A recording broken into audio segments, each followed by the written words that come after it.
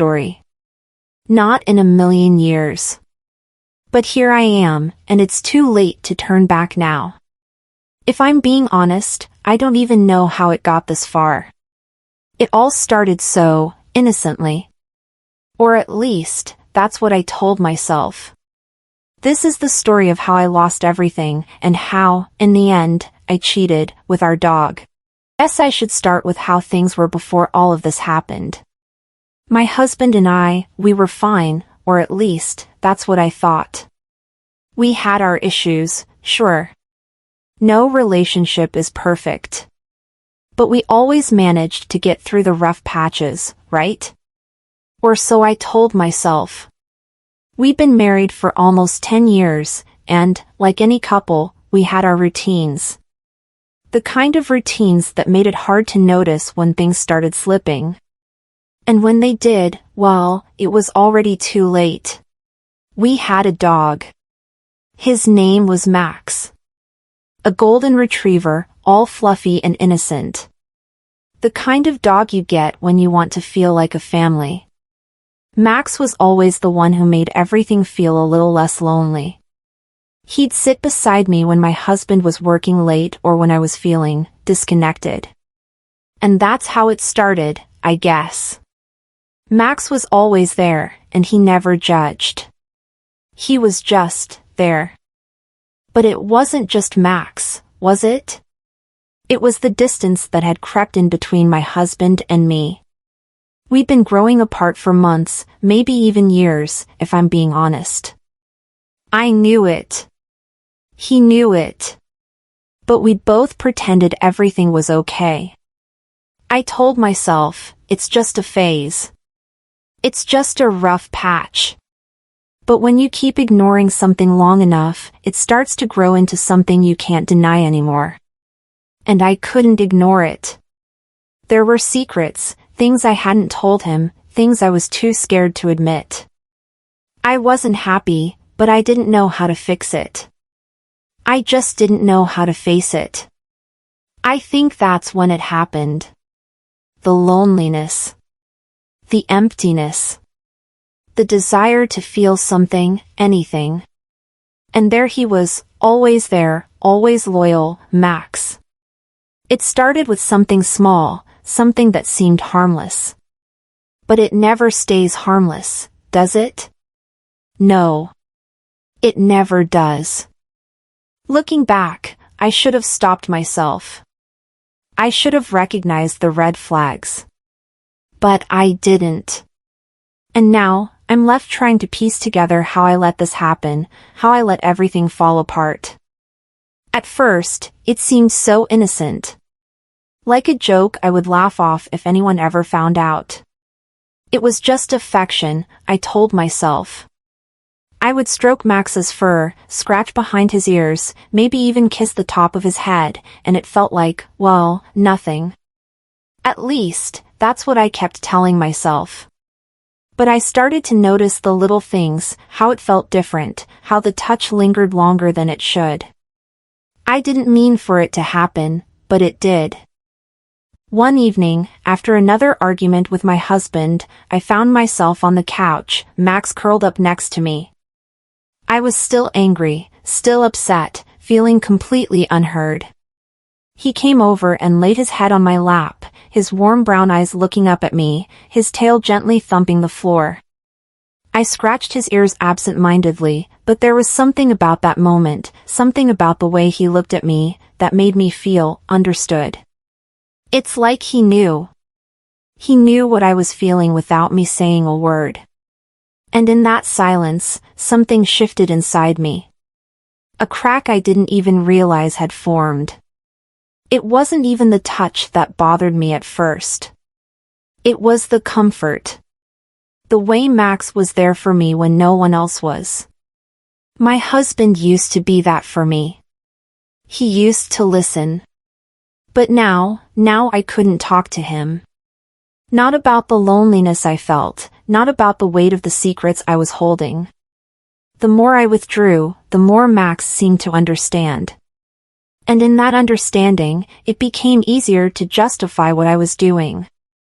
It started with the petting, the affection that turned from casual to frequent. There was something so familiar about it, something so comforting. And each time, I told myself it was just a harmless thing. Just a need for connection. But I could feel something more growing inside me, something I couldn't quite control. Sometimes, I'd find myself going just a little further, letting my hand linger on his back a little too long, or finding an excuse to be alone with him. At first, I blamed the stress, the distance between my husband and me, but the more I did it, the more I couldn't stop. I'd try to convince myself it was just a phase, that it was just me reaching out for something familiar. But deep down, I felt the guilt settling in. I knew it was wrong. I knew it wasn't normal. But I couldn't stop. Because when Max was with me, there was no judgment, no disappointment. It was just acceptance. And that's when it started to evolve into something darker, something I couldn't explain. The lines blurred. I could feel it growing in me, this strange craving, a need that wasn't just for affection but something more, something that couldn't be filled by anything else. I didn't know what to call it. Desire? Loneliness? Or maybe it was just desperation. But each time I let it happen, each time I crossed that line, the feeling became more intense. I tried to stop myself, tried to pull back. But the more I resisted, the harder it became. I felt like I was suffocating, like I was drowning in my own guilt, but also, I felt alive in a way I hadn't in years. And then there were moments, brief, fleeting moments, when I told myself it was okay, when I convinced myself that what I was doing wasn't that bad. Max didn't know better, right? He was just a dog, after all. He didn't have the capacity to understand what was going on, and neither did I, not really. It wasn't like I was hurting anyone. My husband was distant, cold. I was lonely, and this was the only thing that made me feel something. The guilt would come crashing in like a wave, reminding me that I was wrong, that this was twisted, unnatural. But then I'd look at Max, and the guilt would fade, if only for a moment. I'd remind myself that he didn't care, that he loved me no matter what. That was more than I could say for my husband. That was all I needed, wasn't it? Someone who didn't judge me, someone who wouldn't ask questions, who wouldn't wonder what was wrong with me. Max never judged. Max was always there. It was easier to justify it that way. Easier to tell myself that I wasn't the bad guy here, that it wasn't really my fault. I was just trying to fill a hole, trying to find something, anything, to make me feel whole again. And with Max, for those few minutes, I felt a kind of peace. But even as I told myself it was okay, I knew deep down that I was wrong. And yet, I couldn't stop. I was trapped. The more it happened, the more disconnected I became from reality. I would look at my husband, and everything about him seemed so foreign, so distant. He used to be my anchor, the person who made everything feel right. But now, he was just another person in the house. Max was the one who made me feel understood, the one who made the emptiness inside me fade, if only for a moment. It's strange, isn't it? How something that starts so small, so innocent, can become something unrecognizable. I tried to fight it, I really did. But somewhere along the way, I stopped caring. I stopped fighting. And that's when I realized the truth, I was no longer in control. I had let this happen, let myself fall deeper into something I couldn't explain. I had let it evolve into something that could never be undone.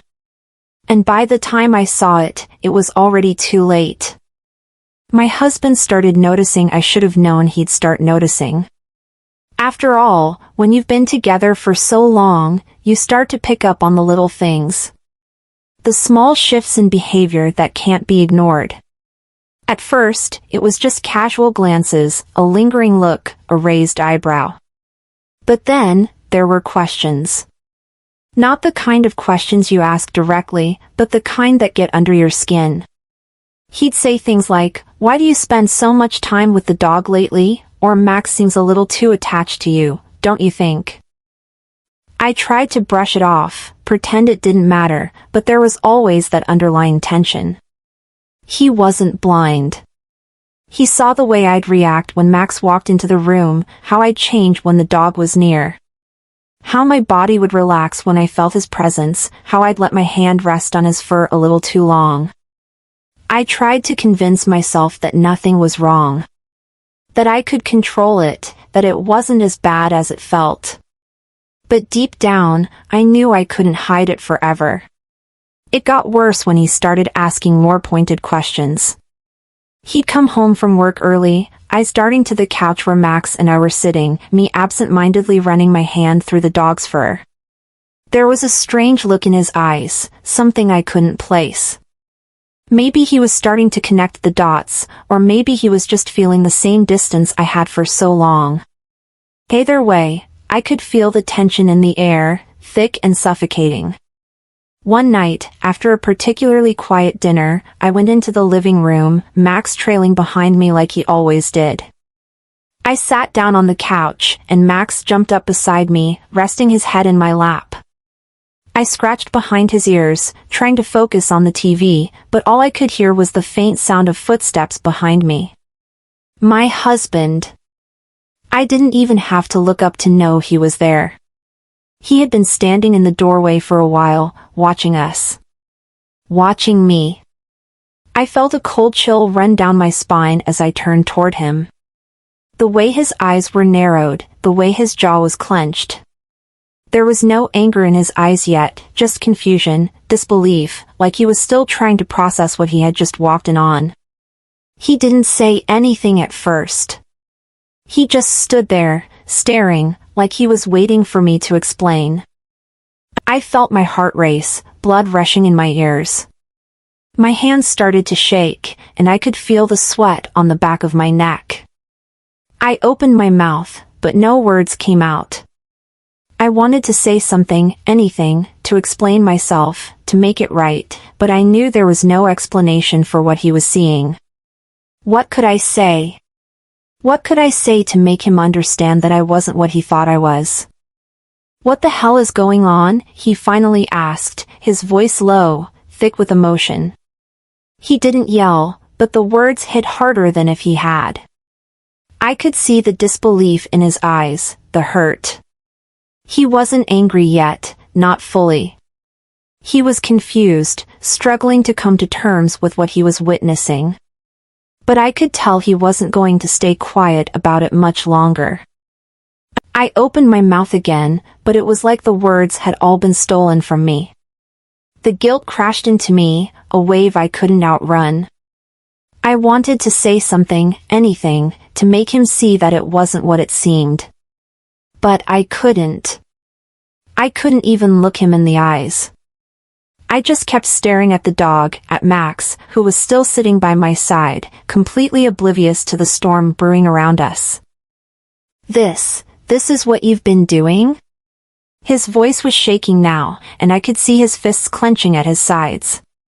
The disbelief was starting to turn to something darker, something I didn't want to face. The hurt was palpable, raw. It was like he had been holding his breath, waiting for me to admit something, but now he didn't need me to say a word. The truth was staring him in the face. I couldn't stand it. I couldn't stand the look on his face, the hurt, the betrayal. It was like a knife twisting in my gut. And even though I knew he was justified in feeling this way, all I could feel was panic. The kind of panic you get when you know you've ruined everything, when you realize there's no turning back. I wanted to explain, to tell him that it wasn't about him, that he hadn't done anything wrong. But the words wouldn't come. How could they? "I didn't mean for this to happen," I whispered, the first words that finally broke through the silence. It was weak, pathetic, and I knew it. It wasn't an explanation. It wasn't an apology. It was just a pathetic excuse, and I hated myself for it. But there was nothing else I could say. For a long moment, he didn't move. He just stood there, looking at me, looking at Max, as if trying to decide if what he was seeing was real. His eyes flickered between us, and I could see the gears turning in his head, his mind struggling to come to terms with the situation. And then, without a word, he turned and walked away. No shouting, no accusations, just silence. The silence of someone who has already decided that this is the end. And I stayed there, frozen, watching him leave. I didn't try to stop him. What could I say? What could I do? The truth was already out, and there was no fixing it. I had already crossed the line, and I knew, deep down, that nothing would ever be the same again. The silence between us was unbearable, suffocating. The words we weren't saying filled the room, each one heavier than the last. I could see the confusion on his face, the shock in his eyes. His mind was racing, trying to make sense of the scene he had walked in on, trying to piece together how everything had unraveled so completely. And then, the hurt. The betrayal. It hit him like a freight train, that realization that the woman he thought he knew, the woman he trusted, was not who she seemed. I could see the walls he built in his mind, each brick of anger and disbelief stacking up higher and higher. It was too much. It was too much for him to process all at once. I could feel my own heart breaking, not for the situation, but for him. For how quickly he had gone from confusion to grief, from disbelief to the undeniable weight of reality. I wanted to comfort him, to reach out and tell him everything would be okay, but I knew it wouldn't be. I knew there was nothing I could say to take back what had been done. And so I stood there, frozen, the guilt clawing at me, ripping me apart from the inside. I wanted to apologize. I wanted to beg him for forgiveness, for some sort of redemption, but the words wouldn't come. It was as if my throat had closed up, trapped by my own shame. What could I say? What could I offer him? How could I make him understand that I hadn't meant for it to go this far, that it wasn't supposed to be like this? But nothing felt right. Nothing could explain what had happened, what I had let happen. And then I saw him, Max, the dog who had been there for every moment, every step of this twisted journey. He was still sitting calmly by my side, his tail thumping gently against the floor as if nothing was wrong, as if the world hadn't just come crashing down around us. It was almost absurd, the way he sat there so oblivious, so at peace, while everything else was unraveling. I don't know if it was the absurdity of it all that struck me, or the way Max seemed to sense that something was off, but I couldn't shake the feeling that the dog was somehow involved in all of this. Not in any conscious way, but in the way he had become so intertwined with my actions, my decisions. He was there when I needed comfort, when I needed someone to listen without question. And yet, now, as my husband stood there, staring at us in disbelief, Max was simply there. He didn't understand what was happening. He didn't know he was the catalyst, the one who had unknowingly become the center of it all. I could feel my husband's eyes shift back and forth between Max and me, like he was trying to figure out how all of this had happened, how a simple animal had turned into something so much more. It was impossible to explain. He couldn't possibly understand what had led me here, how one small gesture had escalated into something unthinkable. And I could see in his eyes that he wasn't sure whether to be more angry at me or at the ridiculousness of the situation. It was like he wanted to laugh, or scream, or do both at the same time. Max, meanwhile, seemed utterly unaware. His calm presence only made everything more surreal, like the dog was somehow unbothered by the storm swirling around him. He wasn't part of this world of hurt and betrayal. He was just a dog. A creature who had no idea of the weight of the situation, no understanding of the chaos he had unwittingly contributed to. And that, in itself, was both maddening and comforting. It was as if the dog's ignorance was a small escape, a brief respite from the crushing reality of what had transpired. I took a step toward my husband, my voice shaking as I finally found the courage to speak. "I'm sorry," I said, my throat tight with regret. "I know I've hurt you, and I don't expect you to forgive me. But please, just let me explain. Let me try to make sense of this." My voice faltered, and I could see the way my words fell flat, how they bounced off of him like they were nothing. I could see that he had already made up his mind, already decided that this was beyond repair. He wasn't listening anymore. He couldn't. His eyes were distant, looking through me rather than at me. And in that moment, I knew. I knew that he had already checked out, that the man I had once known and loved was gone. There was no bringing him back from this. No explaining my way out of it. No second chance. He had seen enough, heard enough, and now, he was done. And that's when it hit me. The gravity of it all. I hadn't just ruined my marriage. I had ruined everything. The trust, the love, the connection, it was all gone, and no apology, no excuse, no justification could bring it back. It wasn't just a betrayal of my husband. It was a betrayal of everything we had built together. And I was the one who had torn it apart. He didn't say anything more. He didn't yell, didn't argue. He just turned and walked away. No words. No last plea for redemption. Just silence. The kind of silence that feels like a door closing, locking you out of the life you once had. I didn't try to stop him. There was no point. He had already left. In his heart, he was gone, and I had no one to blame but myself. Max watched as my husband walked out of the room, still completely unaware of the devastation that had just unfolded. He didn't understand what had happened. He didn't care. And that made everything even worse. The dog wasn't part of this mess. It was all on me. I was the one who had allowed this to happen, and I was the one who had to live with the consequences. There was no resolution. No easy fix. Just the emptiness of a marriage that had crumbled beneath the weight of my choices. I sat there, staring at Max, who had no idea that everything was falling apart. And for the first time, I realized that I didn't know how to fix it. Because some things, once broken, can never be put back together. The days after it all came crashing down felt like a slow unraveling, as if I were watching my own life slip through my fingers, and there was nothing I could do to stop it. I spent hours just sitting there, staring at the walls, feeling the weight of my actions pressing down on me, suffocating me. It was hard to even look in the mirror, to face the person I had become.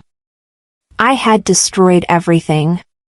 My marriage, my dignity, my sense of self. It wasn't just my husband I had betrayed, it was me too. I had never imagined I was capable of this, of making such a destructive choice. And yet, here I was, dealing with the fallout of something that had started as a simple feeling of loneliness and turned into a full-blown disaster. I thought about him a lot, my husband. The man who once stood by my side, who had trusted me completely, who had loved me in a way that I had never appreciated until it was too late. Where was he now? Was he angry?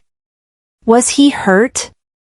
Or had he just shut down, closed himself off from everything we had been?